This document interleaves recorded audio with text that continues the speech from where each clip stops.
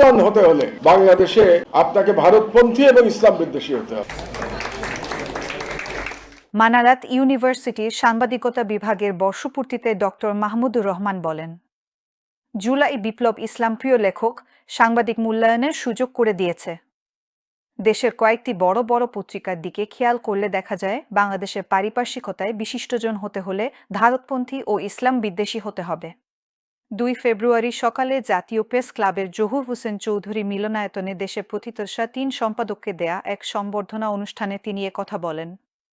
12তম বর্ষপূর্তি উপলক্ষে মানারাত ইন্টারন্যাশনাল ইউনিভার্সিটির journalism and media studies বিভাগ এ সম্বর্ধনা আয়োজন করে।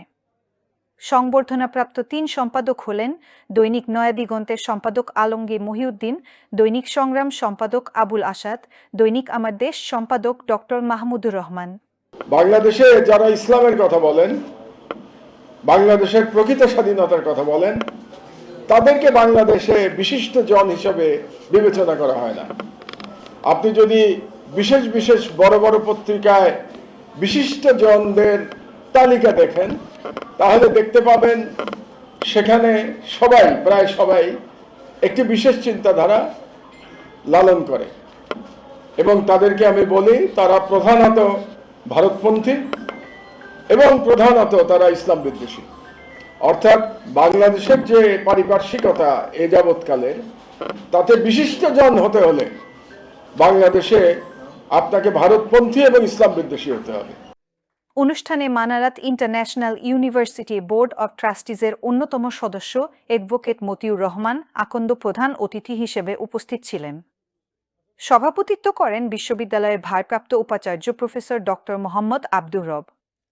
অনুষ্ঠানে প্রধান অতিথির বক্তৃতায় আমার দেশ সম্পাদক বলেন, 11 যে সরকার ছিল মঈন ফখরুদ্দিনের সরকার, সেটা একটা ভারতের দালাল সরকার ছিল, এবং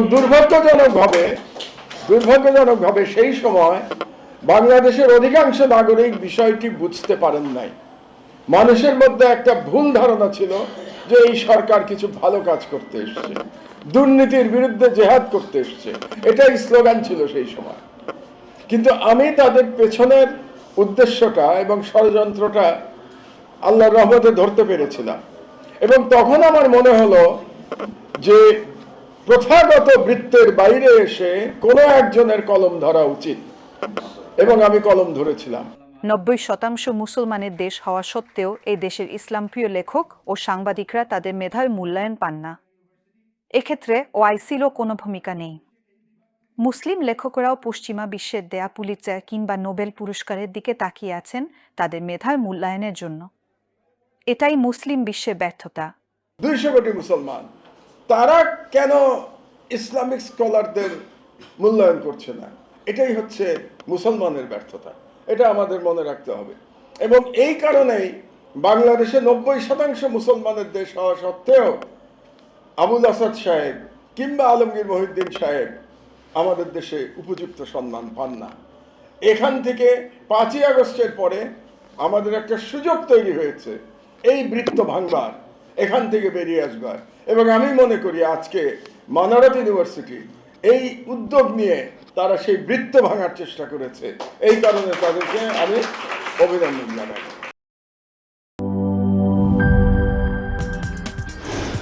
কি boss, vital match, tough opponent, tension? Come on bro, অপোনেন্টকে নিয়ে ভাবার সময় আছে। আসল অলরাউন্ডারের কাজই তো হলো যে কোনো টাফ সিচুয়েশনে টিমকে অলরাউন্ড প্রোটেকশন দেওয়া।